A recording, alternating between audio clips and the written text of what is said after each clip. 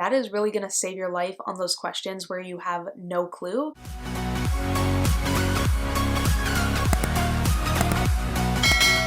Hey everyone, welcome back to my channel. By the title of today's video, you probably already know what's about to go down here. This video is dedicated to all those procrastinators out there that waited until the very last minute to start thinking about their exam, to start wanting to study for their exam, and now you're wondering, what do I do? I'm gonna fail. You're freaking out. Don't worry, I got you guys. I've been there. There are so many times throughout high school and university where I had to cram last minute, which is not the best method, but you know, stuff happens. So obviously with exams and classes being online this year, it's a lot different than doing classes in person. So I'll be going through 3 tips that will help you with your last minute studying and prepare for your exams, even if you don't have a lot of time, and show you exactly what you should do and focus on to help you get the most out of this small amount of study time that you actually have left. So with that being said, let's get started.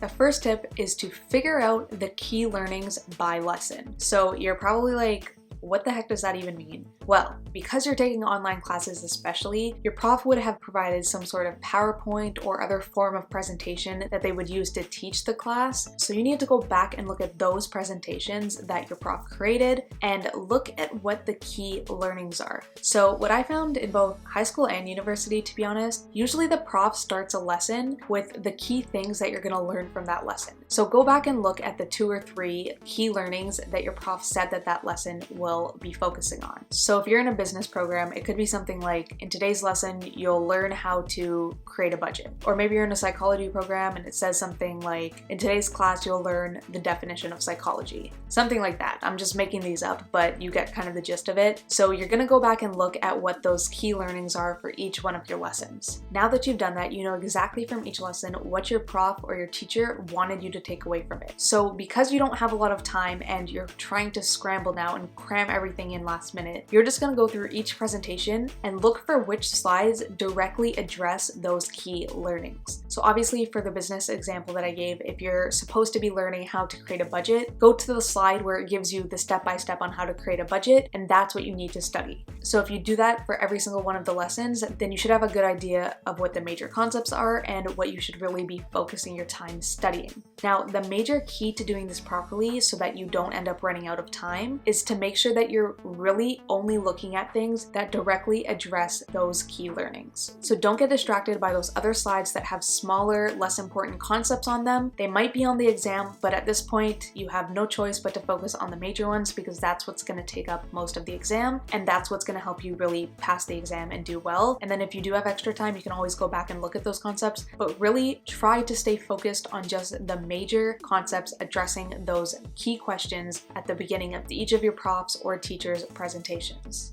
After you've studied those major concepts and now have a good understanding and grasp of what they are, you are now going to move on to your readings. So for the readings, you are obviously not going to go back through and read them all because nobody has the time for that. So what you're going to actually do is you're going to go to all the major readings that your prof provided. So assuming that you have a textbook, you're going to go to that textbook and you're going to go to each one of the chapters that your prof assigned throughout the entire semester. So let's say they assign chapters 1 through 12. So you're going to go chapter by chapter, and at the very top of the chapter, you're going to put a sticky note. And on that sticky note, you're going to say what the chapter is about and a few bullet points stating which major concepts are covered in that chapter. That way, during your exam, because again, it is an online exam and it's different than in person, you have the opportunity to reference quickly during the exam the textbook and know exactly where things are if you need to, because you haven't had enough time to actually study things properly. You probably won't retain things as well as if you started studying weeks ago. So by having these little summary sticky notes at the top of each chapter, that is really going to save your life on those questions where you have no clue, because trying to sift through the textbook without any of these sticky notes, you are going to waste your entire exam time, and before you know it, you're just going to end up clicking things in the last like 10 minutes because you're going to have run out of time.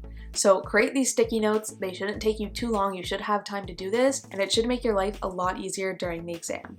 Now, once you've done all of that, the last tip is to study application. So application is going to really vary by which program and class we're talking about here, but essentially you need to go back in your notes, go back in your memory, try and figure out how your prof or teacher applied these concepts during class. So what this essentially means is your prof or teacher throughout the semester probably used 3 ways to teach you how to apply major concepts to real life situations. The first way that they might have done this is through real life examples. If there's an example that they said over and over and over in class, they said it the first class, they said it the second class, they said it the 5th class, they said it all classes, or they just told you that it was an important example, that you need to go back and review and make sure you know that example and you understand it and you're able to actually apply concepts to a similar scenario. The second way they might have taught you application is through case studies. So this would be a little bit more formal than the real life examples. The real life examples are probably something they just said during class or they just gave like a scenario in class. Case studies are going to be things that you actually had to either read about or they make you do group work in class on it where it's an actual article and has a very thorough storyline to it as well as questions attached to it. So that is going to require a little bit more review than the real life example ones, but you still want to review those and make sure you understand them because they could very well put questions from that case study on the exam or they could ask something similar to that case study, so that's just a really good thing to review.